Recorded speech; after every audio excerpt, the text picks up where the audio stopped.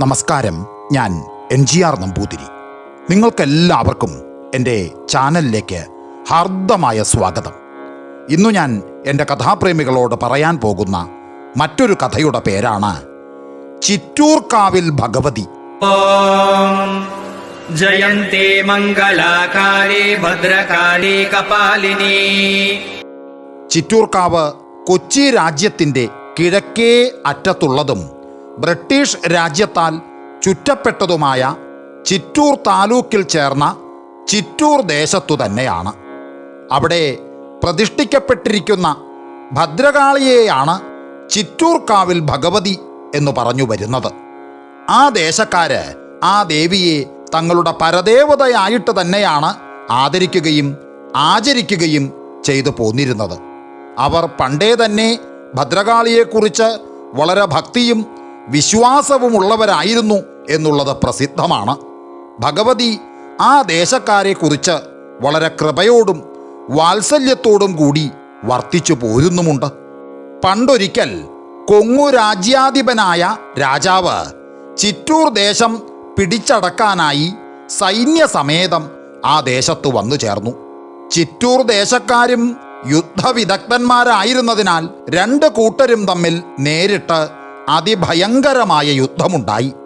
സ്വൽപ്പസമയം കഴിഞ്ഞപ്പോൾ ചിറ്റൂരുകാര് ഏറ്റവും പരവശന്മാരായി തീരുകയും കൊങ്ങപ്പടയെ ജയിക്കുന്ന കാര്യം തങ്ങളാൽ സാധ്യമല്ലെന്ന് അവർക്ക് തോന്നുകയും ചെയ്തു.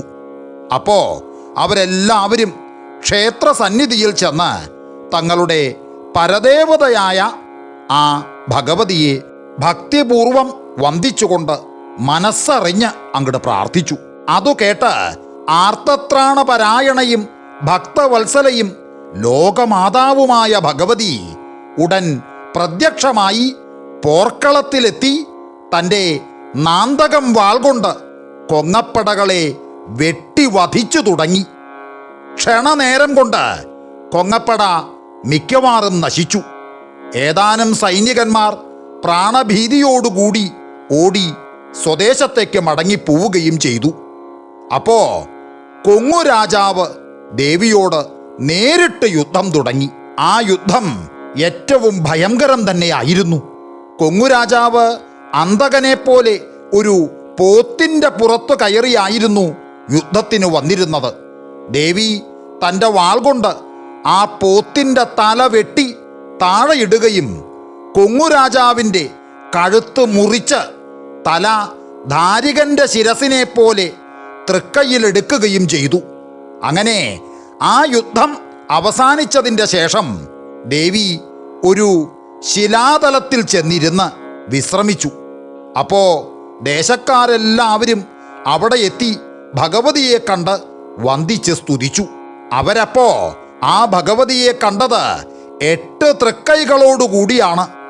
ആ തൃക്കൈകളിൽ വരദാഭയമുദ്രകളും നാന്തകം വാൾ, ശൂലം, ഗദ, ശംഖം, വട്ടക, കൊങ്ങുരാജാവിൻ്റെ ശിരസ് എന്നിവ ധരിച്ചുകൊണ്ടും കാലിന്മേൽ കാൽ കയറ്റി വച്ച് ഇരിക്കുന്നതുമായിട്ടായിരുന്നു. ഭഗവതി അങ്ങനെ അവിടെ ഇരുന്നപ്പോൾ അതിലെ കടന്നുപോയ ചില ചക്കിലിയന്മാർ അവരുടെ കൈവശമുണ്ടായിരുന്ന മദ്യവും മാംസവും തിരുമുൽ കാഴ്ചയായി ദേവിയുടെ തൃപ്പാദ സന്നിധിയിൽ വച്ച് വന്ദിച്ചു. ദേവി അവയെ സന്തോഷം സ്വീകരിക്കുകയും ആ മദ്യം സ്വൽപ്പം സേവിക്കുകയും മാംസം കുറച്ചെടുത്ത് ഭക്ഷിക്കുകയും ചെയ്തിട്ട് ശേഷമുണ്ടായിരുന്നത് അവിടെ കൂടിയിരുന്ന ജനങ്ങൾക്ക് കൊടുക്കുകയും ജനങ്ങൾ അവ വാങ്ങി ദേവിയുടെ പ്രസാദമെന്നുള്ള സങ്കല്പത്തോടുകൂടി അത് ആസ്വദിക്കുകയും ചെയ്തു.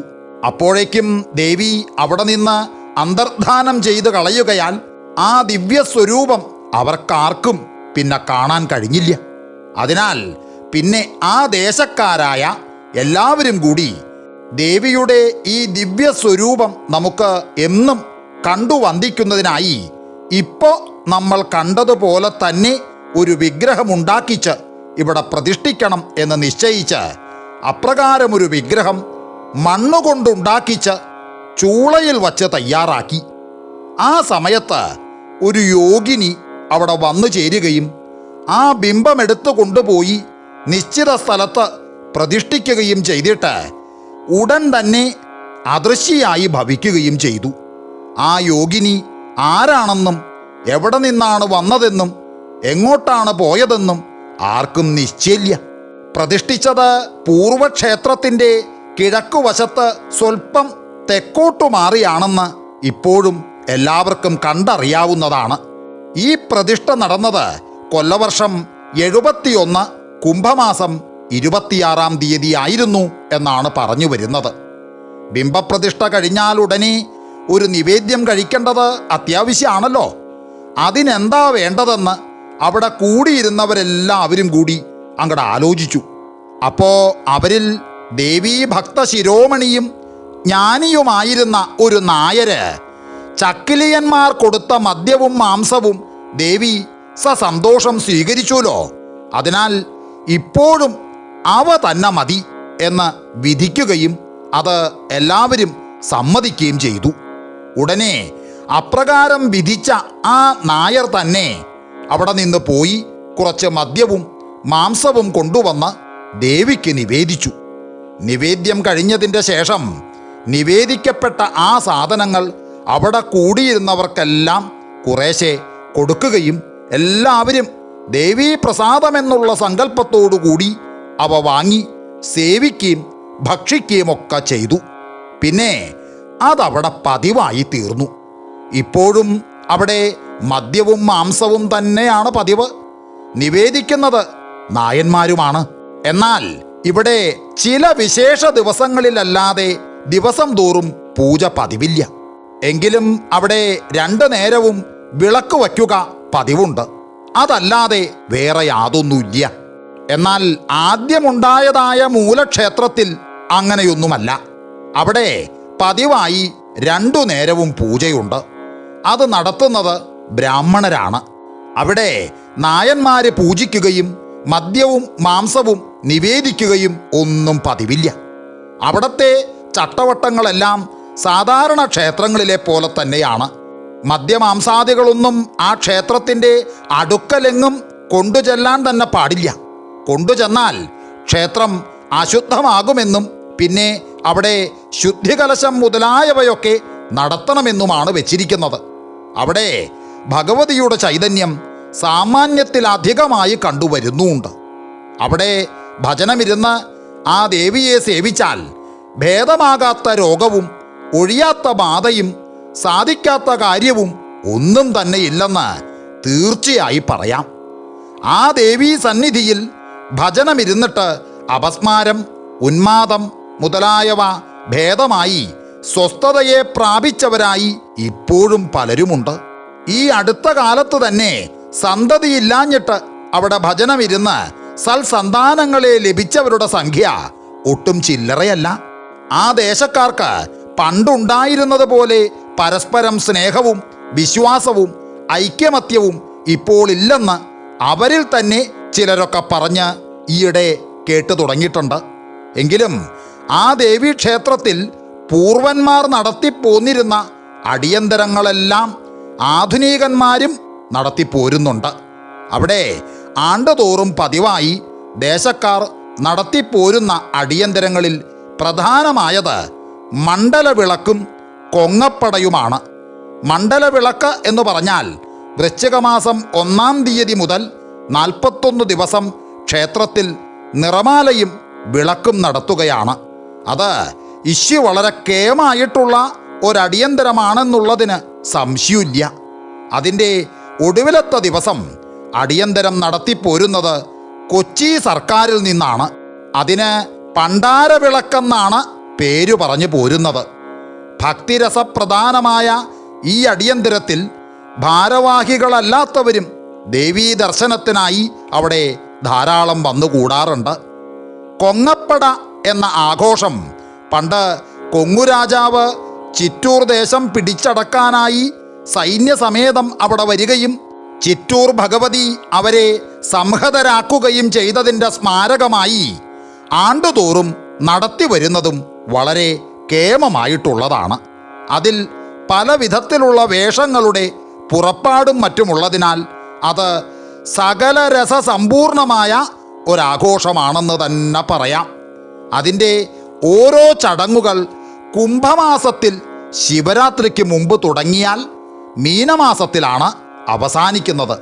അവയെല്ലാം അറിയാൻ ആഗ്രഹമുള്ളവർ അവിടെ ചെന്ന് കണ്ടു തന്നെ മനസ്സിലാക്കുകയല്ലാതെ എനിക്ക് എൻ്റെ കഥാപ്രേമികളോട് എടുത്തു പറഞ്ഞു തരുന്ന കാര്യം അസാധ്യമായതുകൊണ്ട് അതിനായി ഞാൻ ഉദ്യമിക്കുന്നില്ല.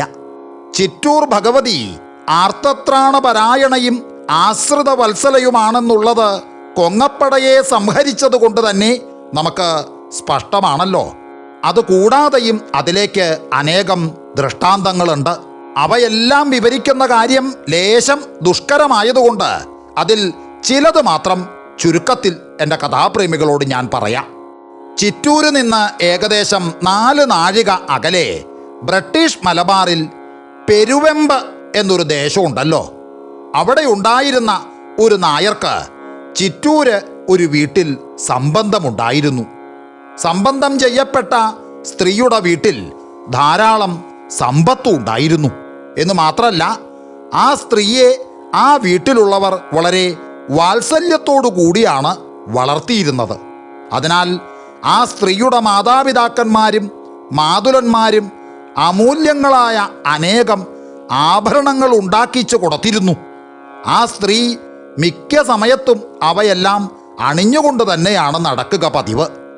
ആ സ്ത്രീക്ക് ചിറ്റൂർക്കാവിൽ ഭഗവതിയെക്കുറിച്ച് അളവറ്റ ഭക്തിയും വിശ്വാസവും ഉണ്ടായിരുന്നതിനാൽ 2 നേരവും കാവിൽ പോയി ദേവിയെ വന്ദിക്കുക പതിവായിരുന്നു.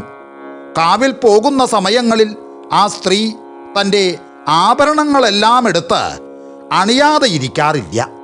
സംബന്ധക്കാരനായ ആ നായര് ഒരു അത്യാഗ്രഹിയും ദുഷ്ടനുമായിരുന്നതിനാൽ ഈ ആഭരണങ്ങളെല്ലാം പതിവായി കണ്ടപ്പോൾ ഇവയെല്ലാം തട്ടിക്കൊണ്ടു പോകണമെന്ന് തോന്നി തുടങ്ങി. അതിനാൽ അയാൾ അതിനുള്ള ഒരു കള്ള കൗശലം ആലോചിച്ച് നിശ്ചയിച്ചുകൊണ്ട് ഒരു ദിവസം ഭാര്യയോട് സ്വകാര്യമായിട്ട് പറഞ്ഞു, നിന്നെ ഒന്ന് കാണാൻ വൈകിയിരിക്കുന്നതിനാൽ അങ്ങോട്ട് കൊണ്ടു ചെല്ലണമെന്ന് എൻ്റെ അമ്മ എന്നോട് പറഞ്ഞു തുടങ്ങിയിട്ട് ഇശി ദിവസമായി. അതിനാൽ നമുക്ക് അങ്ങോട്ടൊന്ന് പോകണം. അവിടെ 3 ദിവസം താമസിച്ചിട്ട് 4-ാം ദിവസം നമുക്ക് ഇങ്ങോട്ട് മടങ്ങിപ്പോരാം. എന്താ, അതിന് വല്ല വിരോധമുണ്ടോ എന്ന് ചോദിച്ചു. അതിനുത്തരമായിട്ട് ഭാര്യ പറഞ്ഞു, ഏയ്, ഒരു വിരോധവും ഇല്ല. അച്ഛനും അമ്മയും മറ്റും സമ്മതിച്ചാൽ നമുക്ക് നാളെ തന്നെ പോവാം. എന്നാൽ 3 ദിവസം അവിടെ താമസിക്കാൻ നിവർത്തിയില്ല. എനിക്ക് പതിവായി കാവിൽ തൊഴാൻ പോണല്ലോ. ഒരു ദിവസത്തെ തൊഴൽ കഴിഞ്ഞിട്ട് അങ്ങോട്ട് പോകാം. പിറ്റേ ദിവസം തൊഴാൻ ഇങ്ങോട്ട് എത്തണം. ദേവീ ദർശനം മുട്ടിക്കുന്ന കാര്യം സങ്കടാണ് എന്ന് പറഞ്ഞു. അത് കേട്ടപ്പോൾ നായർക്ക് സന്തോഷമായി. അയാൾ ആ സ്ത്രീയുടെ മാതാപിതാക്കന്മാരോടും മറ്റും വിവരം പറഞ്ഞ് അവരെയെല്ലാം സമ്മതിപ്പിക്കുകയും പിറ്റേ ദിവസം തന്നെ സ്ത്രീ കാവിൽ പോയി കുളിച്ച് തൊഴുത് വന്നയുടനെ ഭർത്താവും ഭാര്യയും ഊണ് കഴിച്ച് വീട്ടിൽ നിന്ന് പുറപ്പെടുകയും ചെയ്തു. അപ്പോഴും ആ സ്ത്രീ അവരുടെ ആഭരണങ്ങൾ എടുത്തണിഞ്ഞിരുന്നു എന്നുള്ളത് എൻ്റെ കഥാപ്രേമികളോട് വിശേഷിച്ച് പറയണമെന്നില്ലല്ലോ. അങ്ങനെ ആ നായരും ഭാര്യയും കൂടി കുറച്ച് ദൂരം പോയപ്പോൾ വഴിക്കടുത്ത് തന്നെ ആ നായരുടെ ഒരു സ്നേഹിതൻ്റെ വീടുണ്ടായിരുന്നതിനാൽ അവർ അവിടെ കയറി. ആ വീട്ടുകാർ ഈ ദമ്പതിമാരെ അവിടെ സാദരം സ്വീകരിച്ചിരുത്തി കുശലപ്രശ്നാനന്തരം വെടികളൊക്കെ പറഞ്ഞു തുടങ്ങി. പിന്നെ അവരെ ഒരു ലഘുഭക്ഷണം കഴിപ്പിക്കുകയും ചെയ്തു. അപ്പോഴേക്കും നേരം സന്ധ്യയോടടുത്തതിനാൽ ആ ഭാര്യാഭർത്താക്കന്മാർ ആ വീട്ടുകാരോട് യാത്രയും പറഞ്ഞ് അവിടെ നിന്ന് ഇറങ്ങി നടന്നു. അങ്ങനെ കുറച്ച് ദൂരം ചെന്നപ്പോൾ അവിടെ ചിറ്റൂർ പുഴയായി. ചിറ്റൂർ പുഴയിൽ അക്കാലത്ത് പാലമുണ്ടായിരുന്നില്ല. കഴിഞ്ഞ രാത്രിയിൽ കലശിലായിട്ട് മഴയുണ്ടായിരുന്നതിനാൽ പുഴയിൽ വെള്ളം സ്വൽപ്പം പെരുകിയിരുന്നു. അതിനാൽ നായർ ഭാര്യയോട് പറഞ്ഞു, പുഴയിൽ വെള്ളം കുറച്ചധികമാണെന്നാ തോന്നണത്. അതിനാൽ ഇറങ്ങിക്കടക്കാമോ എന്ന് ഞാനൊന്ന് ഇറങ്ങി നോക്കട്ടെ. ഞാൻ മടങ്ങി വന്നിട്ട് പിന്നെ നമുക്കൊരുമിച്ച് പോകാം. നേരം ഇരുട്ടി തുടങ്ങിയിരിക്കണു. നീ തനിച്ച് ഇവിടെ നിൽക്കുമ്പോൾ വല്ലവരും വന്ന് ഈ ആഭരണങ്ങൾ അഴിച്ചുകൊണ്ടു പോയെങ്കിൽ നീ എന്തു ചെയ്യും? അതുകൊണ്ട് അവയൊക്കെ അഴിച്ച് ഇങ്ങോട്ട് തന്നേക്കൂ. പുഴ കടന്നിട്ട് കെട്ടിയാൽ മതി എന്ന് പറഞ്ഞു. ശുദ്ധഹൃദയയായ ആ സ്ത്രീ അത് കേട്ട് സത്യമെന്ന് വിചാരിച്ച് ആഭരണങ്ങളെല്ലാം അഴിച്ച് വിശ്വാസപൂർവം ഭർത്താവിൻ്റെ കയ്യിൽ കൊടുത്തു. ദുഷ്ടനും വഞ്ചകനുമായ ആ നായര് അവയെല്ലാം വാങ്ങി ഒരു മുണ്ടിൽ പൊതിഞ്ഞ് കക്ഷത്തിൽ വച്ചുകൊണ്ട് പുഴയിലിറങ്ങി മറുകരയിലേക്ക് പോയി. ആ സ്ത്രീ അവിടെ വളരെ നേരം നിന്നിട്ടും നായര് മടങ്ങി വന്നില്ല. നേരം ഏകദേശം പാതിരാവോടടുത്തു. ഘോരാന്ധകാരം കൊണ്ട് ദിക്കൊക്കെ മറഞ്ഞു. ഒന്നും കാണാൻ വയ്യാതെയായി. അതികഠിനമായ മഴയും തുടങ്ങി. അപ്പോ ആ പതിവ്രതയുടെ മനസ്ഥിതി ഏത് പ്രകാരമായിരുന്നു എന്ന് പറഞ്ഞറിയിക്കുന്ന കാര്യം അസാധ്യം തന്നെ. ഭീതി കൊണ്ടും വ്യസനം കൊണ്ടും ആ പതിവ്രത ഏറ്റവും പരവശയായി തീർന്നു എന്ന് മാത്രം പറയാം.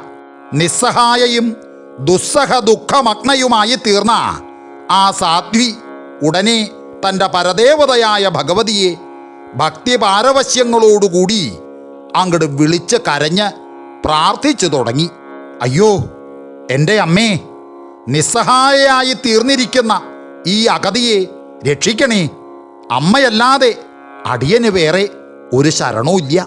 എൻ്റെ ചിറ്റൂർ കാവിലമ്മേ, രക്ഷിക്കണേ രക്ഷിക്കണേ എന്നും മറ്റുമായിരുന്നു ആ അബലയുടെ വിളിയും പ്രാർത്ഥനയും.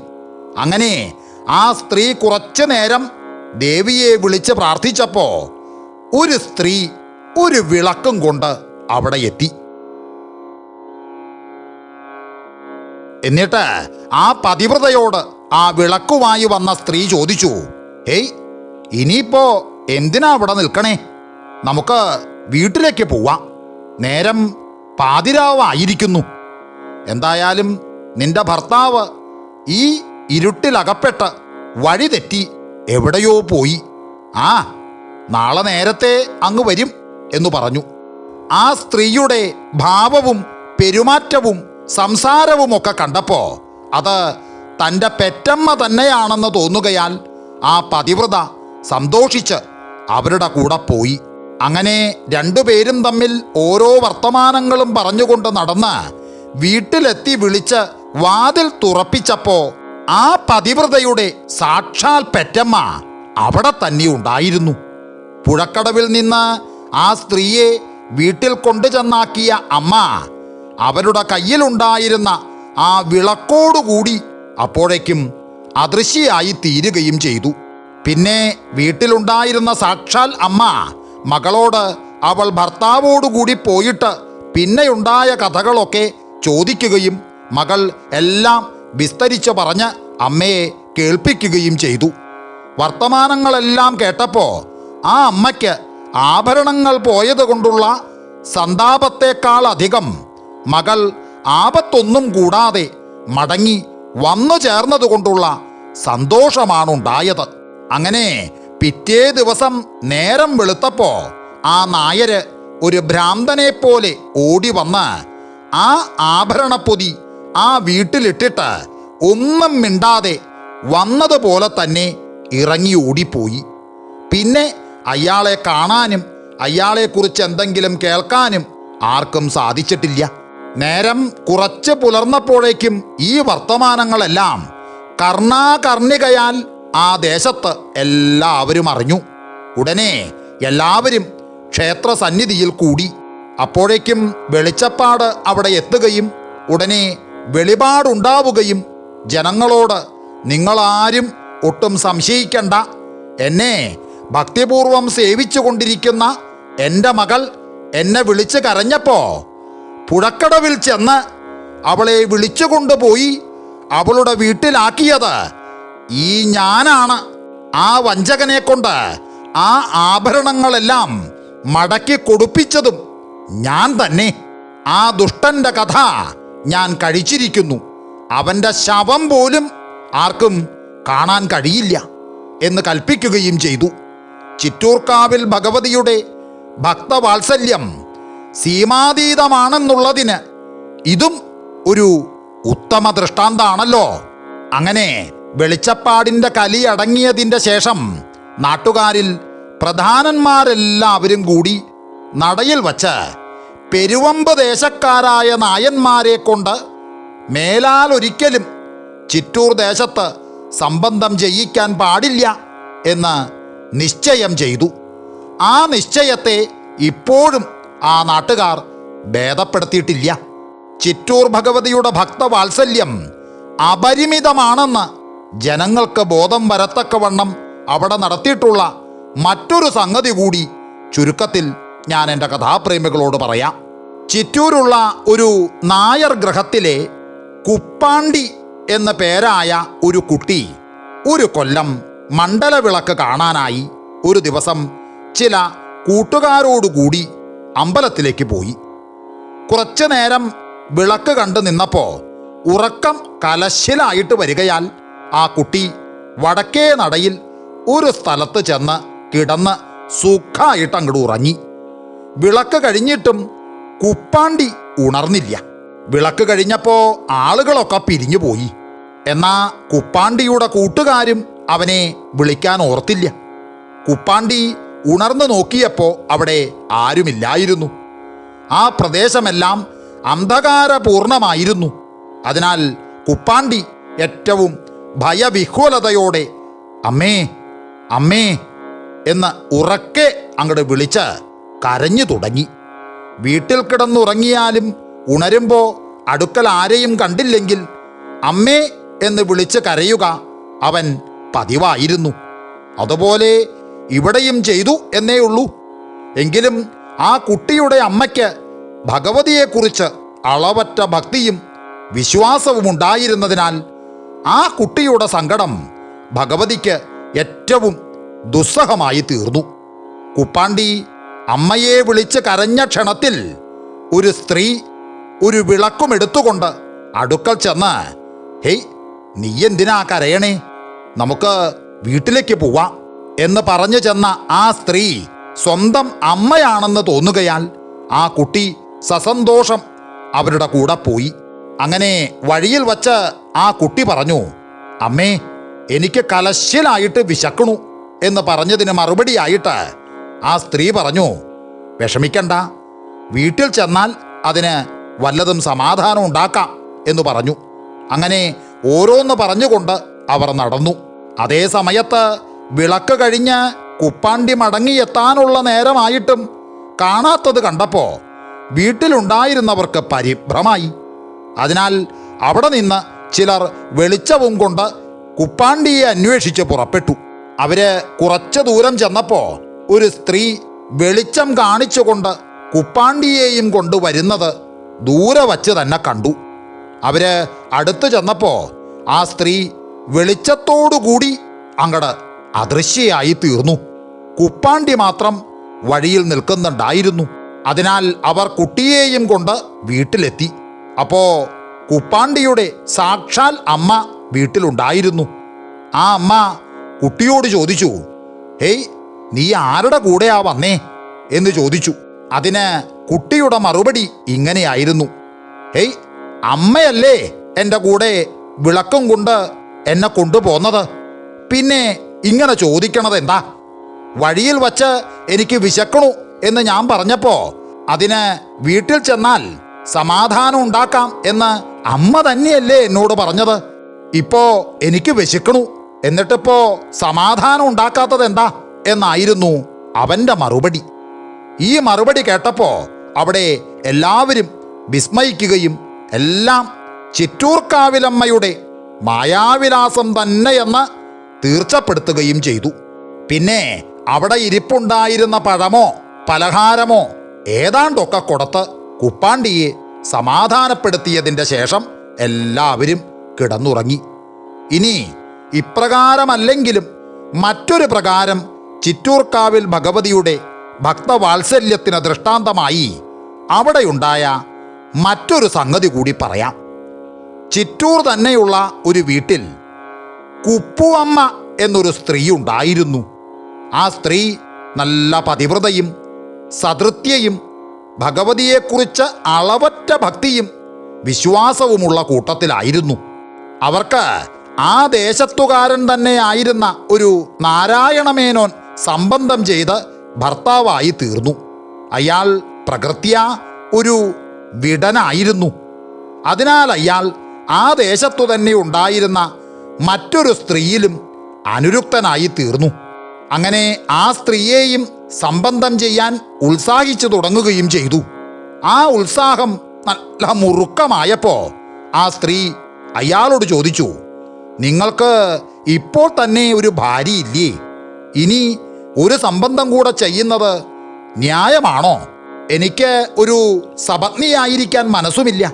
എന്നു മാത്രമല്ല, ആ സംബന്ധമുള്ളപ്പോൾ നിങ്ങൾ ഈ പടിക്കകത്ത് കടക്കാൻ തന്നെ പാടില്ല എന്ന് പറഞ്ഞു. അത് കേട്ടപ്പോൾ ആ മേനോൻ പറഞ്ഞു, അതെയോ, എന്നാൽ ഈ സംബന്ധം ഇന്ന് മതിയാക്കിയേക്കാം എന്ന് പറഞ്ഞ് അപ്പം പിരിഞ്ഞു. അങ്ങനെ അന്ന് രാത്രിയിൽ തന്നെ മേനോൻ ഏകദേശം 10 മണിയായപ്പോൾ കുപ്പുവമ്മയുടെ വീട്ടിലെത്തി. ആ സാധ്വി ശുദ്ധമേ കുലടയാണെന്ന് തനിക്ക് അറിവ് കിട്ടിയിരിക്കുന്നു എന്നും അതിനാൽ താൻ സംബന്ധം മതിയാക്കിയിരിക്കുന്നു എന്നും മറ്റും പറഞ്ഞിട്ട് അവിടെ നിന്ന് അപ്പം തന്നെ ഇറങ്ങിപ്പോയി. ഇതൊക്കെ കേൾക്കുകയും ഭർത്താവ് കലഹിച്ച് ഇറങ്ങിപ്പോവുകയും ചെയ്തപ്പോൾ കുപ്പുവമ്മയ്ക്ക് ദുസ്സഹമായ ദുഃഖമുണ്ടായി എന്നുള്ളത് പ്രത്യേകിച്ച് പറയണമെന്നില്ലല്ലോ. അവര് കണ്ണീരൊലിപ്പിച്ച് കരഞ്ഞുകൊണ്ട്, എൻ്റെ ചിറ്റൂർക്കാവിലമ്മേ, ഈ അപവാദം പരസ്യപ്പെടാനിടയാകാതെ എന്നെയും എൻ്റെ ഭർത്താവിനെയും രക്ഷിക്കണേ എന്ന് പ്രാർത്ഥിച്ചു. മേനോൻ ആ വീട്ടിൽ നിന്നിറങ്ങി കുറച്ച് ദൂരം പോയപ്പോൾ ചില ഭയങ്കര മൂർത്തികൾ അയാളുടെ അടുത്ത് എത്തി ഭയപ്പെടുത്തി തിരികെ ഓടിച്ച് ഭാര്യാഗൃഹത്തിൽ കൊണ്ടുചെന്നാക്കി.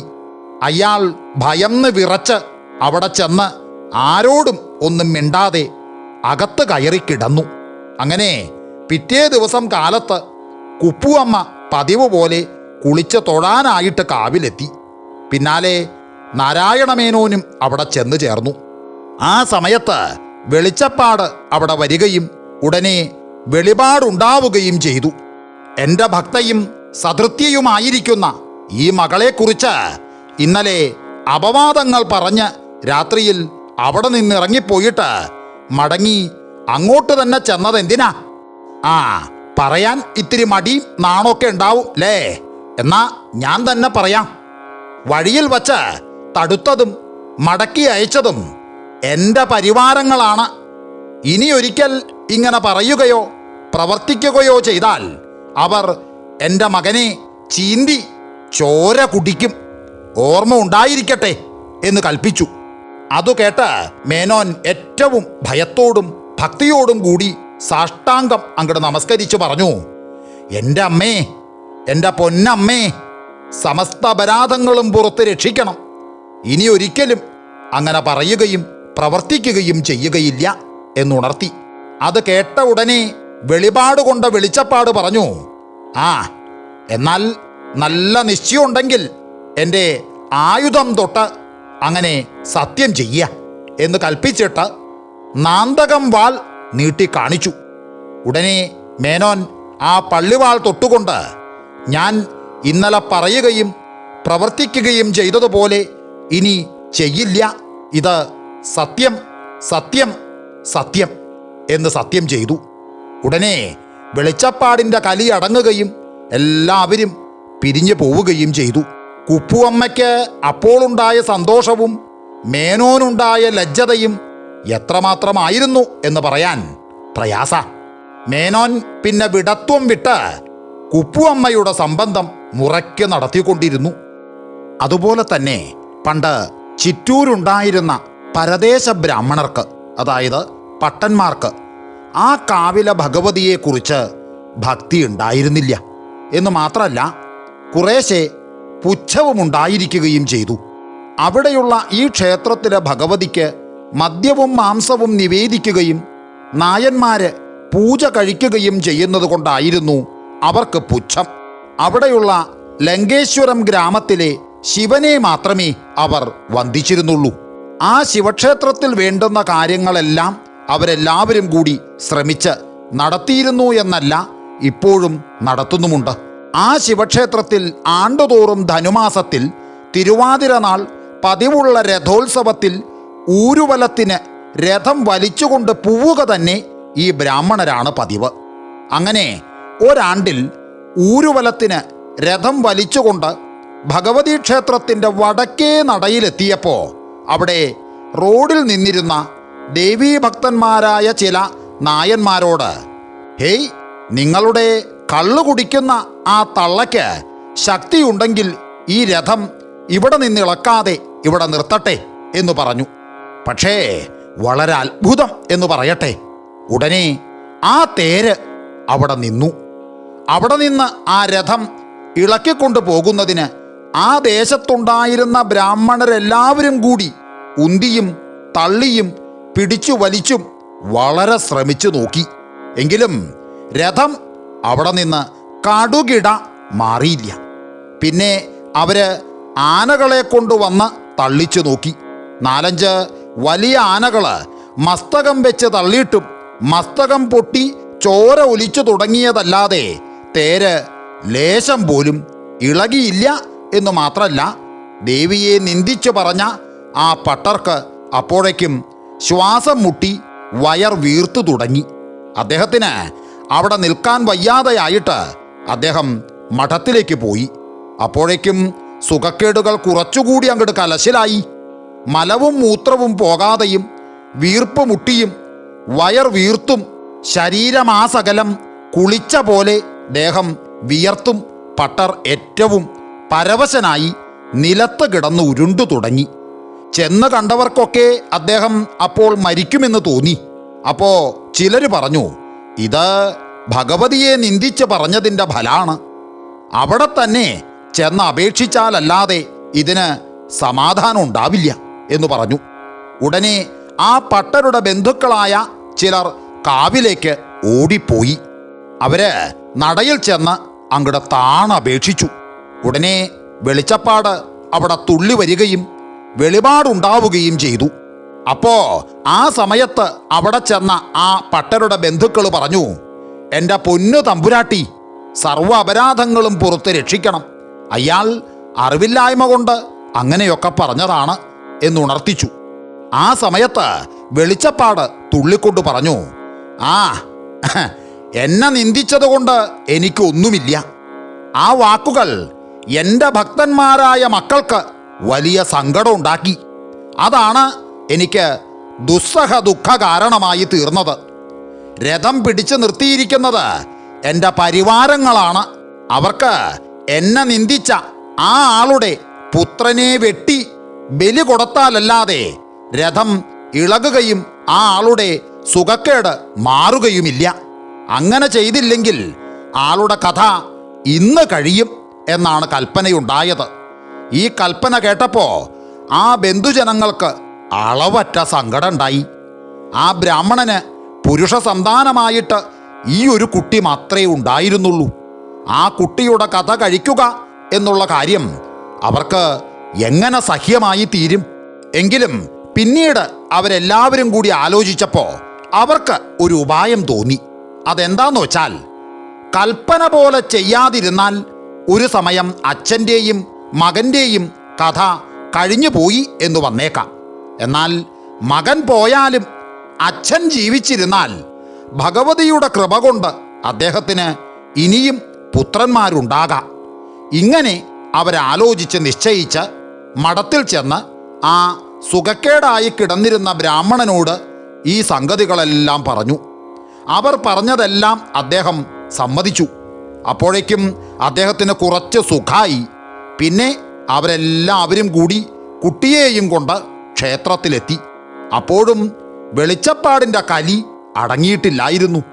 അവരെ കണ്ടപാടെ വെളിച്ചപ്പാട് ചോദിച്ചു, ഏയ്, എന്താ, ഞാൻ പറഞ്ഞ പോലെ ചെയ്യാൻ സമ്മതാണോ എന്ന് ചോദിച്ചു. അപ്പോൾ സുഖക്കേടായിരുന്ന ആ ബ്രാഹ്മണൻ പറഞ്ഞു, അതെ, എനിക്ക് പൂർണ്ണ സമ്മതാണ്. കൽപ്പന പോലെ ചെയ്യാം. കുട്ടിയെ ഇതാ കൊണ്ടുവന്നിട്ടുണ്ട് എന്നറിയിച്ചു. അത് കേട്ട് വെളിച്ചപ്പാട് ഒന്ന് ചിരിച്ചിട്ട് പറഞ്ഞു, മതി, ഇത്രയും മതി. ഇനി നരബലി വേണ്ട. അത് ഞാൻ സ്വീകരിച്ചിരിക്കുന്നു. ഈ നരബലിക്ക് പകരം ഒരു മൃഗബലി മതി. ഒരാടിനെ കൊണ്ടുവന്ന് ആ സ്ഥലത്തു വച്ച് വെട്ടി എൻ്റെ പരിവാരങ്ങൾക്ക് ബലി കൊടുത്താൽ രഥമിളകി മുറയ്ക്ക് പൊയ്ക്കൊള്ളും. എന്നാൽ ആണ്ടുതോറും രഥം ഇവിടെ വരുമ്പോൾ അപ്രകാരം ചെയ്തു കൊള്ളണം. അങ്ങനെ ചെയ്യാതിരുന്നാൽ ഇപ്രകാരം ദുർഘടമായി തീരും എന്ന് കൽപ്പിച്ചു. ഉടനെ ആ ബ്രാഹ്മണർ പോയി ഒരാടിനെ കൊണ്ടുവന്ന് ദേവിയുടെ പരിവാരമൂർത്തികൾക്കെന്ന് സങ്കൽപ്പിച്ച് ആ സ്ഥലത്തു വച്ച് വെട്ടിച്ചു. തൽക്ഷണം രഥം ഇളകിപ്പോവുകയും ആ പട്ടർക്ക് സുഖാവുകയും ചെയ്തു. ആ ദേശത്ത് താമസക്കാരായിരുന്ന പരദേശ ബ്രാഹ്മണർക്ക് ആ ഭഗവതിയെക്കുറിച്ചുണ്ടായിരുന്ന പുച്ഛമെല്ലാം അസ്തമിച്ചു. അവര് വലിയ ദേവീഭക്തന്മാരായി തീരുകയും ചെയ്തു. ഇപ്പോഴും ആണ്ടുതോറും രഥോത്സവത്തിൽ രഥം ദേവിയുടെ വടക്കേ നടയിൽ വരുമ്പോൾ അവിടെ വച്ച് ഒരാടിനെ വെട്ടുക പതിവാണ്. ഭക്തഹീനന്മാരും ദുഷ്ടന്മാരുമായ ആളുകളെ നല്ല പാഠം പഠിപ്പിച്ച് ഭക്തന്മാരും ശിഷ്ടന്മാരുമാക്കി തീർക്കുന്നതിന് ചിറ്റൂർക്കാവിൽ ഭഗവതിക്കുള്ള വൈഭവം അപരിമിതം തന്നെയാണ്. ചിറ്റൂർക്കാവിൽ ആണ്ടുതോറും കൊങ്ങപ്പട എന്നൊരാഘോഷം നടത്തുക പതിവാണെന്ന് ഞാൻ മുമ്പ് പറഞ്ഞുല്ലോ. അതു നടത്തുന്നതിന് ദേശക്കാരെല്ലാവരും കൂടി 4 വീട്ടിൽ മേനോന്മാരെയാണ് ചുമതലപ്പെടുത്തിയിരിക്കുന്നത്. അവര് അതിലേക്ക് വേണ്ടുന്ന പണം ദേശക്കാരിൽ നിന്ന് പിരിച്ചെടുത്താണ് അത് നടത്തുക പതിവ്. ഇനി പണം കൊടുക്കാൻ നിവൃത്തിയില്ലാത്തവര് അവിടെ ആവശ്യമുള്ള ഊഴിയവേല എന്തെങ്കിലും ചെയ്താലും മതിയെന്നും വെച്ചിട്ടുണ്ട്. ഊഴിയവേല ചെയ്യാതെയും പണം കൊടുക്കാതെയും ഇരുന്നവരുടെ വീടുകളിൽ നിന്ന് അവർ കൊടുക്കേണ്ടുന്ന പണത്തോളം വില വരുന്ന എന്തെങ്കിലും സാധനങ്ങൾ എടുത്തുകൊണ്ട് പോരുന്നതിനും ആ മേനോന്മാരെ ദേശക്കാർ അധികാരപ്പെടുത്തിയിട്ടുണ്ട്. ഇങ്ങനെയിരിക്കെ ഒരാണ്ടിൽ ചില വീട്ടുകാർ ഊഴിയവേലകൾക്ക് ചെല്ലുകയും പണം കൊടുക്കുകയും ചെയ്തില്ല. അതിനാൽ 4 വീട്ടിൽ മേനോന്മാർ ആ വീടുകളിൽ ചെന്ന് ചില സാധനങ്ങൾ എടുത്തുകൊണ്ടു പോന്നു. ആ വീട്ടുകാര് ഈ മേനോന്മാരുടെ പേരിൽ ഭവനഭേദനത്തിനും കയ്യേറ്റത്തിനുമായി മജിസ്ട്രേറ്റ് കോർട്ടിൽ അന്യായം കൊടുത്തു. അങ്ങനെ കേസ് വിചാരണ ദിവസം കാലത്ത് കാവിൽ വെളിച്ചപ്പാട് ചെല്ലുകയും വെളിപാടുണ്ടാവുകയും ചെയ്തു. ഉടനെ മജിസ്ട്രേറ്റിനെ ഇവിടെ വിളിച്ചുകൊണ്ടുവരാൻ കൽപ്പിച്ചു. അതുകേട്ട് ഒരാൾ ഓടിച്ചെന്ന് വിവരം മജിസ്ട്രേറ്റിൻ്റെ മുമ്പിൽ അവതരിപ്പിച്ചു. അതുകേട്ട് മജിസ്ട്രേറ്റ് പറഞ്ഞു, എനിക്ക് അവിടെ വന്നിട്ട് കാര്യമൊന്നുമില്ല, എനിക്ക് ജോലി കച്ചേരിയിലാണ് എന്ന് പറഞ്ഞയച്ചു. പിന്നെയും കൽപ്പിച്ച് ആളെ അയച്ചു. അപ്പോഴേക്കും മജിസ്ട്രേറ്റ് കച്ചേരിക്ക് പോകാനായി വണ്ടിയിൽ കയറി യാത്രയായി കഴിഞ്ഞു. അങ്ങനെ മജിസ്ട്രേറ്റിൻ്റെ വണ്ടി ഏകദേശം ക്ഷേത്ര നടക്കലായപ്പോഴാണ് 3-മത്തെയാൾ ചെന്നു പറഞ്ഞത്. ഉടനെ മജിസ്ട്രേറ്റ് വളരെ കോപത്തോടുകൂടി പറഞ്ഞു, ഹേയ്, ഇതൊരു നാശമായി തീർന്നല്ലോ എന്നു പറഞ്ഞ് വണ്ടിയിൽ നിന്നിറങ്ങി വെളിച്ചപ്പാടിൻ്റെ അടുക്കൽ ചെന്ന് ചോദിച്ചു, ഹേയ്, എന്തിനാ എന്നെ വിളിപ്പിച്ചത്? എന്നെക്കൊണ്ട് ഇവിടെ എന്താ കാര്യം എന്ന് ചോദിച്ചു. അത് കേട്ട ഉടനെ വെളിച്ചപ്പാട് പറഞ്ഞു, എൻ്റെ മക്കളുടെ പേരിൽ ഉടയതിൻ്റെ അടുക്കൽ ഒരു പരാതി വന്നിട്ടുണ്ടല്ലോ എന്ന് ചോദിച്ചു. അന്നത്തെ കാലത്ത് വെളിപാടുണ്ടായാൽ ആ ദേശക്കാരെ മക്കളെന്നും ഉദ്യോഗസ്ഥന്മാരെ ഉടയത് എന്നുമാണ് അവിടെ പറയുക പതിവ്. അപ്പോ ആ കാര്യം ഞാനിവിടെ തീർച്ചയാക്കിക്കോളാം, ഉടയത് അതിനൊന്നും ചെയ്യണമെന്നില്ല എന്ന് കൽപ്പിച്ചു. അത് കേട്ടപ്പോൾ മജിസ്ട്രേറ്റ് പറഞ്ഞു, ഇങ്ങനെയുള്ള കാര്യങ്ങൾ തീർച്ചയാക്കാൻ ഇവിടെ അധികാരമുണ്ടെന്ന് ഞാൻ അറിഞ്ഞിട്ടില്ല. അങ്ങനെ വല്ല തീട്ടൂരമോ ഉത്തരവോ ഉണ്ടെങ്കിൽ അത് കാണിക്കണം, അല്ലെങ്കിൽ ന്യായം പോലെ ഞാൻ തീർച്ചയാക്കും എന്ന് പറഞ്ഞിട്ട് വണ്ടിയിൽ കയറിപ്പോയി. അങ്ങനെ കുറച്ചു ദൂരം പോയപ്പോൾ വണ്ടിയുടെ അച്ചുതണ്ട് ഒടിയുകയും മജിസ്ട്രേറ്റ് താഴെ വീഴുകയും ചെയ്തു. മജിസ്ട്രേറ്റിന് വലിയ കേടൊന്നും പറ്റിയില്ല, കാലിന് സ്വൽപ്പം പരിക്ക് പറ്റിപ്പോയതേയുള്ളൂ. അങ്ങനെ വണ്ടിക്ക് കേടും കാലിന് പരിക്കും പറ്റിയപ്പോഴേക്കും മജിസ്ട്രേറ്റിന് കോപം കലശലായി. 4 വീട്ടിൽ മേനോന്മാരെ ഇതിനാലെ നല്ലൊരു പാഠം പഠിപ്പിച്ചേക്കാം എന്ന് തീർച്ചപ്പെടുത്തിക്കൊണ്ട് ഒരുവിധം നടന്ന് കച്ചേരിയിലെത്തി. അപ്പോഴേക്കും അദ്ദേഹത്തിൻ്റെ വീട്ടിൽ നിന്ന് ഒരാൾ ഓടി കച്ചേരിയിലെത്തി വീട്ടിൽ എല്ലാവർക്കും വിഷൂചിക തുടങ്ങിയിരിക്കുന്നുവെന്നും ക്ഷണത്തിൽ വീട്ടിലേക്ക് ചെല്ലണമെന്നും ഗ്രഹിപ്പിച്ചു. ഉടനെ മജിസ്ട്രേറ്റ് കച്ചേരിയിൽ നിന്നിറങ്ങി പതുക്കെ പതുക്കെ നടന്ന് വീട്ടിലെത്തി. അപ്പോ അവിടെ അദ്ദേഹത്തിൻ്റെ ഭാര്യയും മക്കളും ഭാര്യയുടെ അമ്മയും ഭൃത്യന്മാരുമെല്ലാം അതിസാരവും ഛർദിയും ഉരുണ്ടുകയറ്റവും കലശലായിട്ട് ഉറക്കെ നിലവിളിച്ചുകൊണ്ട് കിടന്ന് ഉരുളുന്നതായിട്ടാണ് അദ്ദേഹം കണ്ടത്. ഈ കാഴ്ച കണ്ടപ്പോൾ തന്നെ മജിസ്ട്രേറ്റിൻ്റെ കോപമൊക്കെ പോയി താപം മനസ്സിൽ നിറഞ്ഞു എന്ന് മാത്രമല്ല, അദ്ദേഹത്തിന് വയറടച്ച് വീർക്കുകയും കുറേശ്ശെ ഓക്കാനം വന്നു തുടങ്ങുകയും ചെയ്തു. അപ്പോൾ അദ്ദേഹത്തിൻ്റെ ഒരു സ്നേഹിതൻ പറഞ്ഞു, ഇത് ആകപ്പാടെ കണ്ടിട്ട് ചിറ്റൂർക്കാവിൽ ഭഗവതിയുടെ മായാപ്രയോഗമാണെന്നാണ് തോന്നണത്. അതിനാൽ ഇതിന് സമാധാനമുണ്ടാകണമെങ്കിൽ ആ ദേവി തന്നെ വിചാരിക്കണം, അല്ലാതെ ആര് വിചാരിച്ചാലും ഫലമുണ്ടാവുമെന്ന് തോന്നണില്ല. അതിനാൽ ദേവിയെ തന്നെ ശരണം പ്രാപിക്കണം. നമുക്ക് കാവിലേക്ക് പോവാം, ഞാൻ കൂടെ വരാം എന്ന് പറഞ്ഞു. മജിസ്ട്രേറ്റ് അത് സമ്മതിക്കുകയും അവർ രണ്ടുപേരും കൂടി കാവിലേക്ക് പോവുകയും ചെയ്തു. അവരവിടെ ചെന്നപ്പോഴേക്കും വെളിച്ചപ്പാട് തുള്ളിക്കൊണ്ടു തന്നെ അവിടെ നിൽക്കുന്നുണ്ടായിരുന്നു. വെളിച്ചപ്പാട് മജിസ്ട്രേറ്റിനെ കണ്ടപ്പോൾ, ഉടയതിന് ഇവിടെ വന്നിട്ട് കാര്യമൊന്നുമില്ലെന്നല്ലേ കാലത്ത് പറഞ്ഞത്, ഇപ്പോ കാര്യമുണ്ടായോ എന്ന് ചോദിച്ചു. ഉടനെ മജിസ്ട്രേറ്റ് പറഞ്ഞു, എൻ്റെ പൊന്നു തമ്പുരാട്ടി, ലോകമാതാവേ, സമസ്ത അപരാധങ്ങളും പുറത്ത് എന്നെയും എൻ്റെ കുടുംബത്തെയും രക്ഷിക്കണേ. ഇവിടുന്നല്ലാതെ ഈ ഉള്ളവർക്ക് വേറെ ഒരു ശരണവുമില്ല എന്ന് പറഞ്ഞുകൊണ്ട് അവിടെ അങ്ങോട്ട് വീണ് നമസ്കരിച്ചു. അത് കണ്ടപ്പോൾ വെളിച്ചപ്പാട് ഒരു പിടി ഭസ്മം വാരി മജിസ്ട്രേറ്റിൻ്റെ തലയിലിട്ടു. ആട്ടെ, ഈ പ്രാവശ്യം ഞാൻ ക്ഷമിച്ചിരിക്കുന്നു. ഇനി ഇങ്ങനെ വരരുത്, പൊയ്ക്കൊള്ളുക. ഇനി ഒട്ടും ഭയപ്പെടുകയും സംശയിക്കുകയും വേണ്ട. എല്ലാവർക്കും ഇപ്പോൾ സുഖമായിട്ടുണ്ടാവും എന്ന് കൽപ്പിക്കുകയും വീട്ടിൽ കിടക്കുന്നവരുടെ തലയിലിടാനായി ഒരു പിടി ഭസ്മം അങ്ങോട്ട് കൊടുത്തയക്കുകയും ചെയ്തു. വെളിച്ചപ്പാട് ഭസ്മം ഇട്ടപ്പോൾ തന്നെ മജിസ്ട്രേറ്റിന് സുഖമായി. കൊടുത്തയച്ച ഭസ്മം കൊണ്ട് തലയിലിട്ടപ്പോൾ വീട്ടിൽ കിടന്നിരുന്നവർക്കും സുഖമായി. അങ്ങനെ മജിസ്ട്രേറ്റും വീട്ടിൽ കിടന്നിരുന്നവരുമെല്ലാം പിറ്റേ ദിവസം കുളിച്ച് കാവിൽ ചെന്ന് തൊഴുത് പല വഴിപാടുകളും കഴിച്ചു. അന്ന് ആ മജിസ്ട്രേറ്റ് നടക്ക വച്ച സ്വർണമാല ഇപ്പോഴും അവിടെ കാണാനുണ്ട്. ആ മജിസ്ട്രേറ്റിന് പിന്നെ ആജീവനാന്തം ആ ഭഗവതിയെക്കുറിച്ച് അളവറ്റ ഭക്തിയും വിശ്വാസവും ഉണ്ടായിരുന്നു.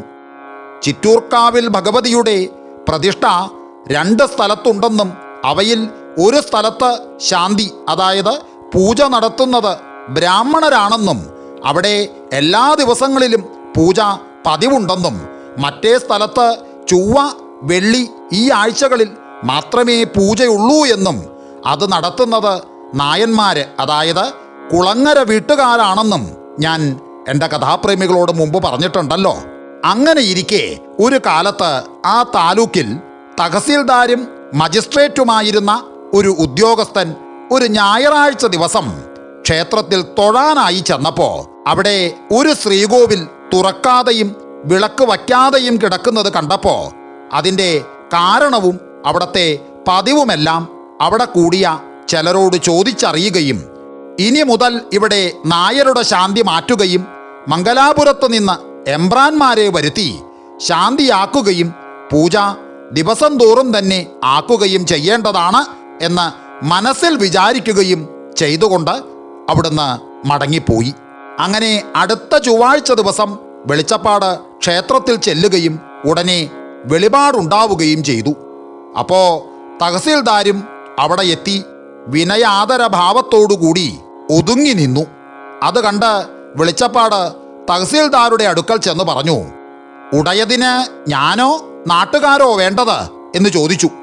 അതിനു മറുപടിയായിട്ട് തഹസീൽദാർ പറഞ്ഞു, അല്ല, എനിക്ക് 2 കൂട്ടരും വേണം എന്ന് പറഞ്ഞു.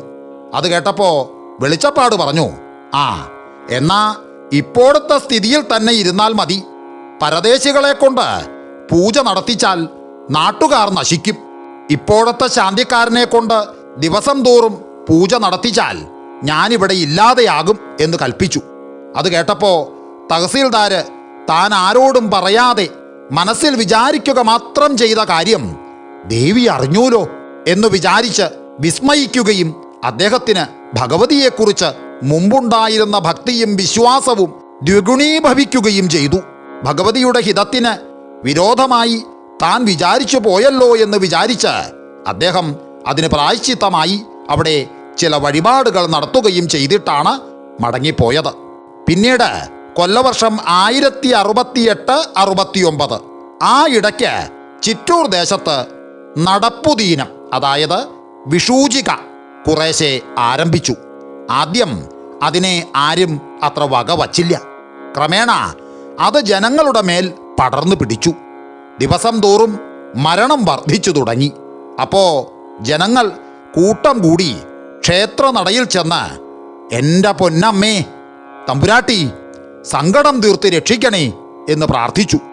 ഉടനെ വെളിച്ചപ്പാട് തുള്ളി ദേശത്തിൻ്റെ 4 അതിർത്തികളിലും ചെന്ന് അരി വാരി എറിഞ്ഞു. അന്ന് മുതൽ ആ സാംക്രമിക രോഗം ശമിച്ചു തുടങ്ങി. അതിൽ പിന്നെ അക്കാലത്ത് ആ രോഗം കൊണ്ട് ആ ദേശത്ത് ആരും മരിച്ചിട്ടില്ല. ചിറ്റൂരിന് സമീപം ബ്രിട്ടീഷ് മലബാറിൽ ഒരു പ്രദേശത്ത് കണ്ടത്താര്, അതായത് കണ്ടത്ത് രാമൻ നായർ എന്ന് പ്രസിദ്ധനായിട്ട് ഒരു ദുർമന്ത്രവാദി ഉണ്ടായിരുന്നു. അയാൾ മരിച്ചതിൻ്റെ ശേഷം അയാളുടെ പരേതാത്മാവ് ആ ദേശത്തെന്നല്ല അയാളുടെ വീട്ടുകാരെയും ഉപദ്രവിച്ചു തുടങ്ങി. അതിനാൽ ആ വീട്ടുകാർ ഒരു പ്രതിമയുണ്ടാക്കിച്ച് കണ്ടത്താരെ ആ പ്രതിമയിന്മേൽ ആവാഹിച്ച് കുടിയിരുത്തി പൂജിച്ചുകൊണ്ടിരുന്നു. അപ്പോ അയാളുടെ ഉപദ്രവം ഒരുവിധം ശമിച്ചു. എങ്കിലും ആ നാട്ടിൽ ജനങ്ങൾ തമ്മിൽ പിണങ്ങിയാൽ ഒരു കൂട്ടക്കാർ എതിരാളികളെ ഉപദ്രവിക്കാൻ കണ്ടത്താരെ ധ്യാനിച്ചു പ്രാർത്ഥിച്ചാൽ അയാൾ ചെന്ന് ആ വിരോധികളെ ഉപദ്രവിക്കുക ഒരു പതിവായിരുന്നു. അങ്ങനെ ആരെങ്കിലും പ്രാർത്ഥിച്ചാൽ കണ്ടത്താര് ചിറ്റൂരും ചെന്ന് ജനങ്ങളെ ഉപദ്രവിച്ചിരുന്നു. അങ്ങനെ ഒരിക്കൽ ചിറ്റൂർ ദേശക്കാരനായ ഒരാളെ കണ്ടത്താര് ഉപദ്രവിച്ചിരുന്നു. അങ്ങനെ ഒരിക്കൽ ചിറ്റൂർ ദേശക്കാരനായ ഒരാളെ കണ്ടത്താര് ബാധിച്ച് ഉപദ്രവിച്ചു തുടങ്ങിയപ്പോൾ ആ ഉപദ്രവത്തിന് വിഷയീഭവിച്ച മനുഷ്യനെ അയാളുടെ ഉടമസ്ഥന്മാർ പിടിച്ച് ക്ഷേത്രത്തിൽ കൊണ്ടുപോവുകയും ഈ ഉപദ്രവം മാറ്റിക്കൊടുക്കണമെന്ന് ഭഗവതിയുടെ സന്നിധിയിൽ പ്രാർത്ഥിക്കുകയും ചെയ്തു. ഉടനെ വെളിച്ചപ്പാട് തുള്ളി ഇനിയൊരിക്കലും ചിറ്റൂർ ദേശത്തേക്ക് കണ്ടത്താര് കടക്കുകയില്ല എന്ന് ആ ശരീരത്തിൽ കുടികൊണ്ട ആ കണ്ടത്താരെ കൊണ്ട് സത്യം ചെയ്യിച്ചിട്ട് വിട്ടയച്ചു.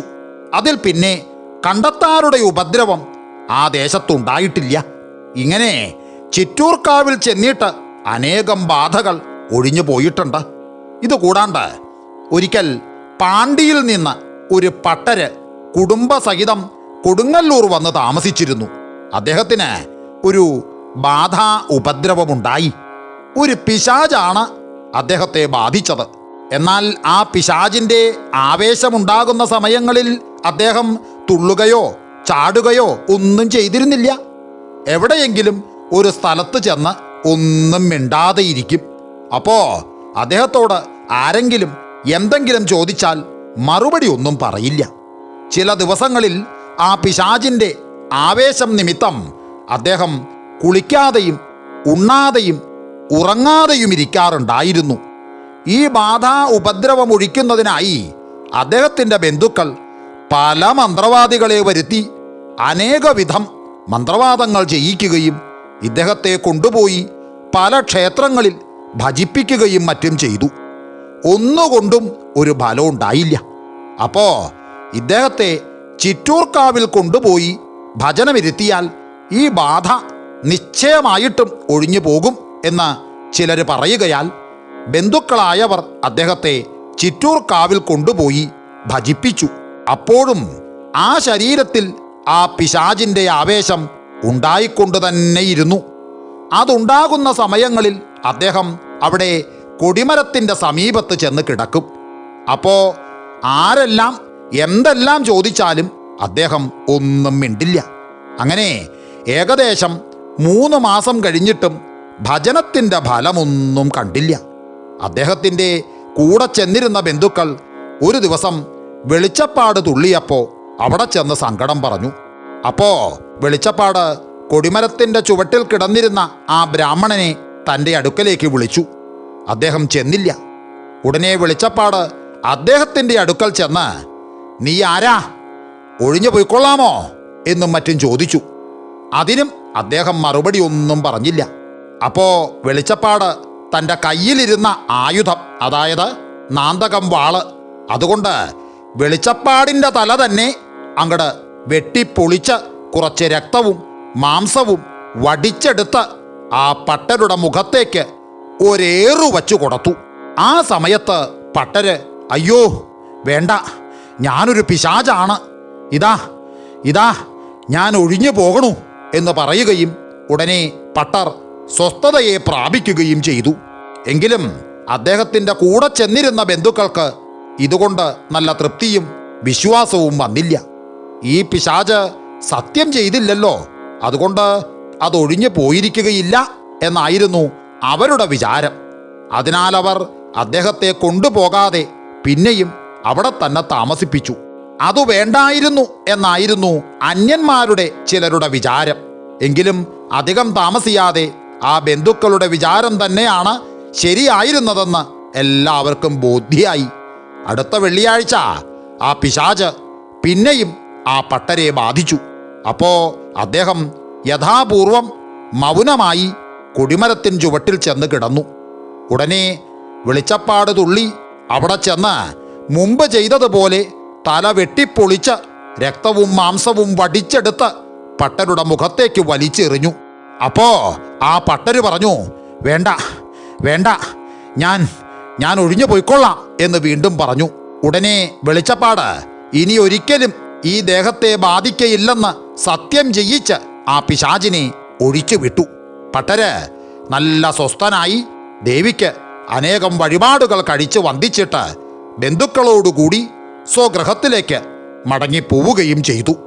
സാക്ഷാൽ കരുണാനിധിയും ആർദ്രമാനസയുമായ ചിറ്റൂർക്കാവിൽ ഭഗവതി തന്നോടെതിർക്കുന്ന ഭക്തഹീനന്മാരെ നല്ലപോലെ മർദ്ദിച്ച് ഭക്തന്മാരാക്കി തീർക്കുകയല്ലാതെ നിഗ്രഹിക്കാറില്ലെന്നുള്ള വസ്തുത ഞാൻ പറഞ്ഞ ഈ സംഗതികൾ കൊണ്ട് എൻ്റെ കഥാപ്രേമികൾക്ക് സ്പഷ്ടമായിട്ടുണ്ടാവും എന്ന് ഞാൻ വിചാരിക്കുന്നു.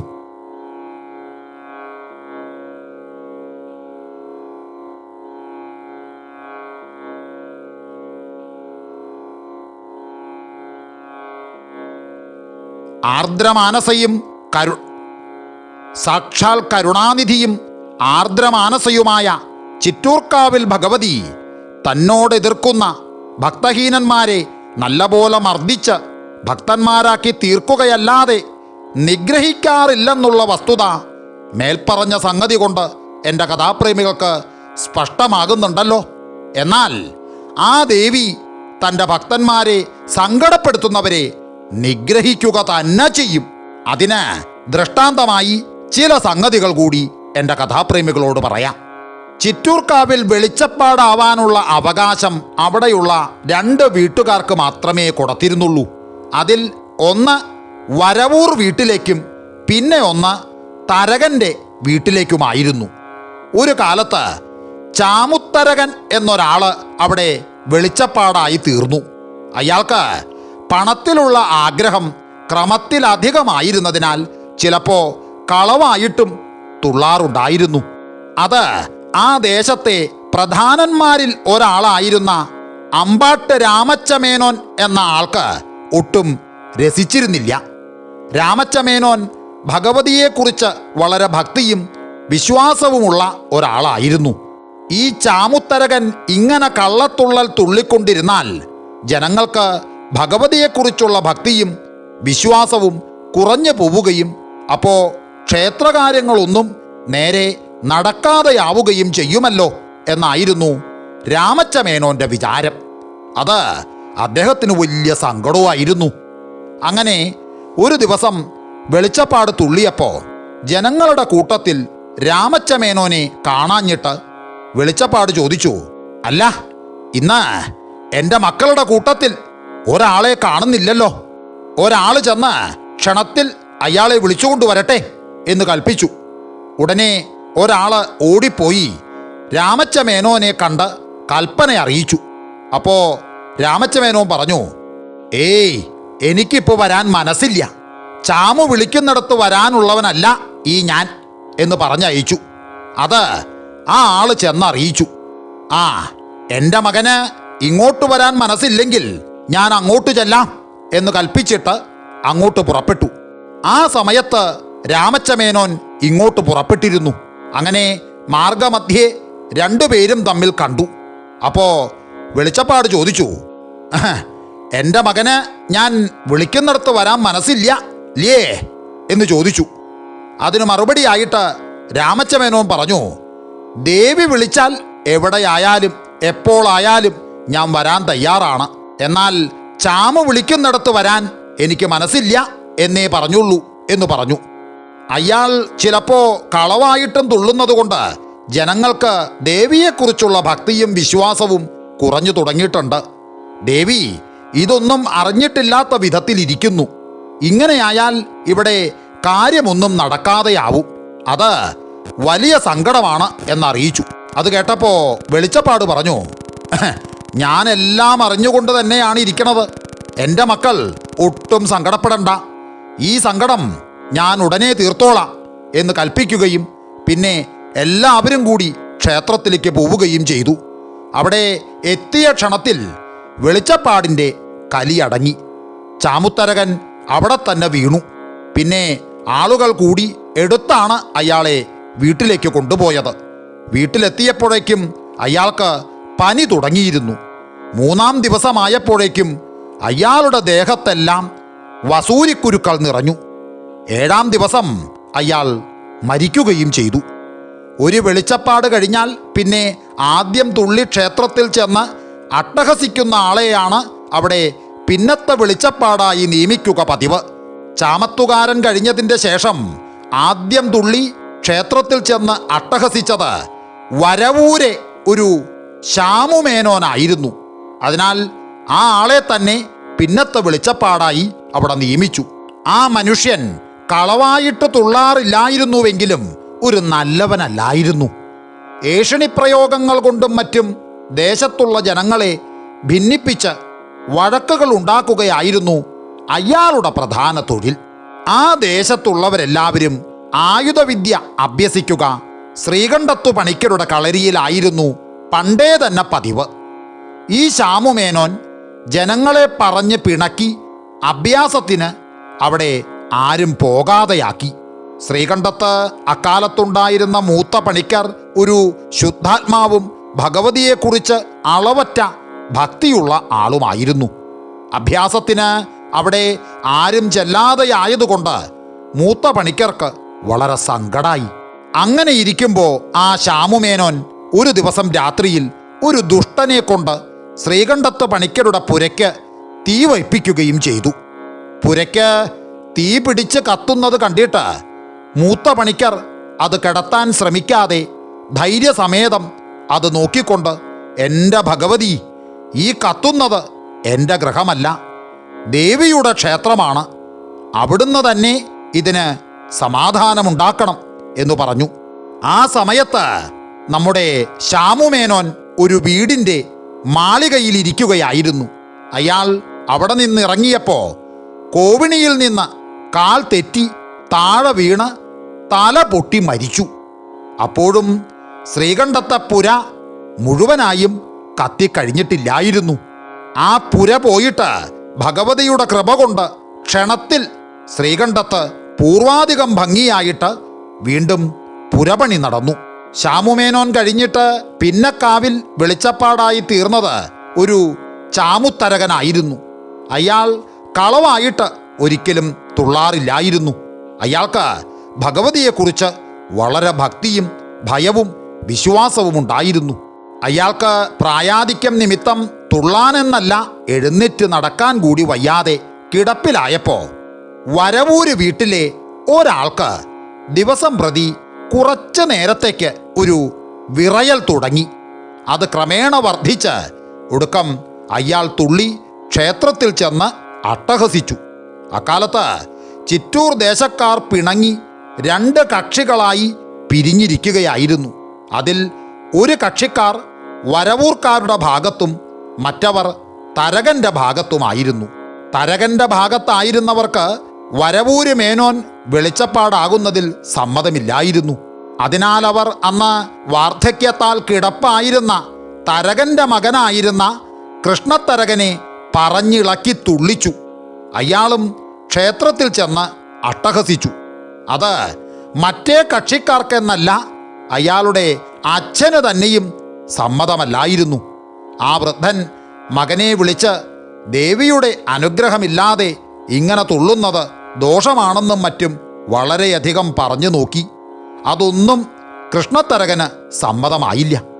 ഒരു ദിവസം ഇതിനെക്കുറിച്ച് വ്യസനിച്ചുകൊണ്ട് ആ വൃദ്ധൻ രാത്രിയിൽ കിടന്നുറങ്ങിയപ്പോൾ ഭഗവതി അയാളുടെ അടുക്കൽ ചെന്ന്, എൻ്റെ മകൻ ഇതിനെക്കുറിച്ച് ഒട്ടും വ്യസനിക്കണ്ട.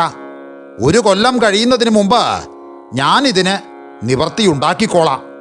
ഇങ്ങനെയുള്ള മക്കൾ ഉണ്ടായിരിക്കുന്നതിനേക്കാൾ നല്ലത് ഇല്ലാതെ ഇരിക്കുന്നതാണല്ലോ എന്ന് കൽപ്പിച്ചതായി അയാൾക്ക് തോന്നി. അയാൾ ഉണർന്ന് കണ്ണു തുറന്ന് നോക്കിയപ്പോൾ ഒരു തേജസ് മാത്രം അയാളുടെ അടുക്കൽ നിന്ന് മറയുന്നതായി അയാൾ കാണുകയും ചെയ്തു. ഈ സംഗതി പിറ്റേ ദിവസം കാലത്ത് അയാൾ പലരോടും, വിശേഷിച്ച് തൻ്റെ മകനോടും പറയുകയുണ്ടായി. പക്ഷേ പറഞ്ഞിട്ടെന്താ കാര്യം? കിം ബഹുനാ. ഈ സംഗതി ഉണ്ടായിട്ട് 1 കൊല്ലം തികയുന്ന ദിവസം കൃഷ്ണത്തരകൻ ഒരു കിണറ്റിൽ വീണ് മരിച്ചു. അതിൽ പിന്നെ ഇതുവരെ ചിറ്റൂർക്കാവിൽ വെളിച്ചപ്പാടുണ്ടായിട്ടില്ല. ഇനി ഒരു സംഗതി കൂടി പറഞ്ഞിട്ട് ഈ കഥ ഞാൻ അവസാനിപ്പിക്കാമെന്ന് വിചാരിക്കണു. ചിറ്റൂർ ദേശത്ത് ചിറ്റാടത്ത് അച്യുതാനന്ദ യോഗി എന്നൊരു ദിവ്യനും അദ്ദേഹത്തിൻ്റെ ശിഷ്യനായിട്ട് തെക്കേ ഗ്രാമം ശങ്കരനാരായണ ശാസ്ത്രികൾ എന്നൊരു പണ്ഡിതനുമുണ്ടായിരുന്നു. ആ ശാസ്ത്രികൾ തൻ്റെ ഗുരുവായ ആ യോഗിയുടെ ഉപദേശപ്രകാരം അമാവാസി തോറും പതിവായി ശക്തിപൂജ കഴിച്ചിരുന്നു. പൂജയുള്ള ദിവസം ശാസ്ത്രികൾ സന്ധ്യയാകുമ്പോൾ കുളി കഴിഞ്ഞ് പുരയ്ക്കകത്ത് കയറി വാതിലടച്ചാൽ പൂജ കഴിഞ്ഞല്ലാതെ വാതിൽ തുറക്കാറില്ല. പൂജ കഴിയുമ്പോൾ നേരം ഏകദേശം പാതിരാവായിരിക്കും. അങ്ങനെയാണ് പതിവ്. ഒരാണ്ടിൽ കുംഭമാസത്തിൽ അമാവാസി നാള് ശാസ്ത്രികൾ പൂജ കഴിച്ചുകൊണ്ടിരുന്നപ്പോൾ അദ്ദേഹത്തിൻ്റെ ഭാര്യയായിരുന്ന അമ്മ്യാര് എന്തോ ആവശ്യത്തിനായി മുറ്റത്തേക്കിറങ്ങി. അപ്പോൾ രാത്രി ഏകദേശം 10 നാഴികയായിരുന്നു. വിളക്കും മറ്റും കൂടാതെ ഇരുട്ടത്താണ് അമ്മ്യാര് അങ്ങോട്ടിറങ്ങിയത്. അപ്പോൾ ആരോ അവിടെ വന്ന് അമ്മ്യാരുടെ കഴുത്തിലുണ്ടായിരുന്ന ആഭരണങ്ങളെല്ലാം അറുത്തെടുത്തുകൊണ്ട് ഓടിക്കളഞ്ഞു. അമ്മ്യാര് ഉറക്ക നിലവിളിച്ചു. അത് കേട്ട് അയൽപക്കത്തുണ്ടായിരുന്നവരെല്ലാം പരിഭ്രമിച്ച് അവിടെ ഓടിയെത്തി. വിവരമറിഞ്ഞപ്പോൾ അവരാൽ കഴിയുന്ന അന്വേഷണങ്ങളെല്ലാം ചെയ്തു നോക്കി. എങ്കിലും കള്ളനെ കണ്ടുപിടിക്കാൻ കഴിഞ്ഞില്ല. പൂജ കഴിഞ്ഞപ്പോൾ വാതിൽ തുറന്ന് ശാസ്ത്രികളും പുറത്തു വന്നു. ഈ സംഗതി അദ്ദേഹം അറിഞ്ഞു. അദ്ദേഹം ആരോടുമൊന്നും മിണ്ടാതെ അവിടെ നിന്നിറങ്ങി നടന്നു. അദ്ദേഹത്തിൻ്റെ പിന്നാലെ ചില അയൽപക്കക്കാരും ചെന്നു. അവര് നേരെ അച്യുതാനന്ദ യോഗിയുടെ അടുക്കലെത്തി. പക്ഷേ യോഗി മുമ്പേ തന്നെ ഈ സംഗതി ദിവ്യദൃഷ്ടി കൊണ്ട് കണ്ടറിഞ്ഞിരുന്നതിനാൽ ശാസ്ത്രികളോട്, ശാസ്ത്രികളെ, സംഗതി ഞാൻ അറിഞ്ഞിരിക്കണു. ക്ഷണത്തിൽ കാവിൽ ചെന്ന് ദേവിയുടെ സന്നിധിയിൽ സങ്കടമറിയിക്കുക. നിവർത്തിമാർഗം ഭഗവതി ഉണ്ടാക്കി തരും എന്ന് പറഞ്ഞു. ഉടനെ ശാസ്ത്രികൾ കാവിലെത്തി ഭഗവതിയെ സ്തുതിച്ചു. ശാസ്ത്രികൾ ഒരു ദ്രുത കവിയുമായിരുന്നതിനാൽ സ്തുതി പദ്യമായിട്ടായിരുന്നു. 5-8 പദ്യം ചൊല്ലിക്കഴിഞ്ഞപ്പോഴേക്കും ശ്രീകോവിലിൽ നിന്ന് ഒരു തേജസ് പുറത്തേക്ക് വന്ന് നേരെ തെക്കോട്ടു പോയി. അതിൻ്റെ പിന്നാലെ ശാസ്ത്രികളും കൂട്ടരും നടന്നു. തേജസ് മേൽഭാഗത്തുകൂടിയും ശാസ്ത്രികളും കൂട്ടരും നിലത്തുകൂടി നടന്നുമാണ് പോയത്. തേജസ് അവിടെയുള്ള പുഴയ്ക്കക്കരെ പട്ടാഞ്ചേരി നായരുടെ വീടിന് സമീപമുള്ള കിണറ്റിന് ഒരു പ്രദക്ഷിണം വച്ചിട്ട് മേൽഭാഗത്ത് നിന്നു. ശാസ്ത്രികൾ വീടിൻ്റെ പടിക്കൽ ചെന്ന് വിളിച്ച് പടിവാതിൽ തുറപ്പിച്ച് ആ വീട്ടിലെ മൂത്ത നായരോട് സംഗതികളെല്ലാം പറഞ്ഞു. ആ നായര് ശാസ്ത്രികളുടെ ശിഷ്യനുമായിരുന്നു. മൂത്ത നായർ ചില സമ്മാനങ്ങൾ അന്ന് പകലെ തൻ്റെ ഒരു ഭൃത്യൻ്റെ കയ്യിൽ കൊടുത്ത് ശാസ്ത്രികളുടെ മഠത്തിലേക്ക് അയച്ചിരുന്നു. അവൻ മടങ്ങി വന്നത് രാത്രി 10-12 നാഴിക കഴിഞ്ഞതിൻ്റെ ശേഷമായിരുന്നു. അതുകൊണ്ട് മൂത്ത നായർ കള്ളൻ തൻ്റെ ഭൃത്യൻ തന്നെയെന്ന് ഏകദേശം തീർച്ചപ്പെടുത്തിക്കൊണ്ട് ആ ഭൃത്യനെ വിളിച്ചു വരുത്തി ചോദ്യം തുടങ്ങി. അപ്പോൾ മേൽഭാഗത്ത് നിന്നിരുന്ന ആ തേജസ് ആ ഭൃത്യൻ്റെ തലയ്ക്ക് മീതെ വന്ന് ഒരു പ്രദക്ഷിണം വച്ചിട്ട് മറഞ്ഞുപോയി. അപ്പോൾ സംഗതി ശാസ്ത്രികൾക്കും മൂത്ത നായർക്കും കുറച്ചുകൂടി നിശ്ചയായി. ഉടനെ മൂത്ത നായർ ആ ഭൃത്യനെ മറ്റുള്ള ചില ഭൃത്യന്മാരെ കൊണ്ട് പിടിപ്പിച്ച് ഒരു മരത്തിന്മേൽ ചേർത്ത് കെട്ടിച്ചിട്ട് മൂത്ത നായർ തന്നെ 2-3 വീക്ക് വച്ചു കൊടുത്തു. അപ്പോൾ ആ അടിക്കപ്പെട്ട കള്ളൻ പരമാർത്ഥമെല്ലാം ഉണ്ടായതുപോലെ പറയുകയും തേജസ് പ്രദക്ഷിണം വച്ച ആ കിണറ്റിലിറങ്ങി ഒരു പൊതിക്കെട്ടെടുത്തു കൊണ്ടുവന്ന് ശാസ്ത്രികൾക്ക് കൊടുക്കുകയും ചെയ്തു. ശാസ്ത്രികൾ ആ പൊതി അടിച്ചു നോക്കിയപ്പോൾ അമ്യാരുടെ ആഭരണങ്ങളെല്ലാം അതിലുണ്ടായിരുന്നു. ശാസ്ത്രികൾ സന്തോഷിച്ച് 2 കൈയും ഉയർത്തി മൂത്ത നായരെ അനുഗ്രഹിച്ചിട്ട് ആഭരണങ്ങളും കൊണ്ട് മഠത്തിലേക്ക് പോയി. ആ പൊതി കിണറ്റിലിട്ടിരുന്നത് ആ കള്ളൻ തന്നെ ആയിരുന്നു എന്നുള്ളത് എൻ്റെ കഥാപ്രേമികളോട് പ്രത്യേകിച്ച് പറയണമെന്നില്ലല്ലോ. ശാസ്ത്രികൾ ആഭരണങ്ങളെല്ലാം മഠത്തിൽ കൊണ്ടുചെന്ന് അമ്യാരുടെ കയ്യിൽ കൊടുക്കുകയും ഉണ്ടായ സംഗതികളെല്ലാം പറഞ്ഞു കേൾപ്പിക്കുകയും ചെയ്തു. അപ്പോ അമ്യാർക്കുണ്ടായ സന്തോഷം എത്രമാത്രമെന്ന് പറയാൻ പ്രയാസ. പിറ്റേ ദിവസം കാലത്തെ ശാസ്ത്രികളും അമ്യാരും കുളിച്ച് കാവിൽ പോയി ഭഗവതിയെ വന്ദിച്ച് ചില വഴിപാടുകളും കഴിച്ച് മടങ്ങി വന്നു. യഥാപൂർവം പിന്നീട് അവർ സുഖമായിട്ട് അങ്ങോട്ട് താമസിച്ചു. ഇങ്ങനെ ചിറ്റൂർക്കാവിൽ ഭഗവതിയുടെ മാഹാത്മ്യങ്ങളും അത്ഭുത പ്രവർത്തികളും ഇനിയും ഇശി പറയാനുണ്ട്. എങ്കിലും വിസ്താര ഭയത്താൽ ഇപ്പോൾ ഞാൻ അതിനുദ്യമിക്കണില്ല. ചിറ്റൂർക്കാവിൽ ഭഗവതിയുടെ ഈ കഥ എൻ്റെ കഥാപ്രേമികൾക്ക് ഇഷ്ടമായെങ്കിൽ തീർച്ചയായും നിങ്ങൾ ലൈക്ക്, ഷെയർ, സബ്സ്ക്രൈബ്, കമൻറ്റ് എല്ലാം ചെയ്യുമെന്ന ഉറച്ച ഒരു വിശ്വാസത്തോടെ ഒരിക്കൽ കൂടി നിങ്ങൾക്കെല്ലാവർക്കും എൻ്റെ നന്ദി, നമസ്കാരം.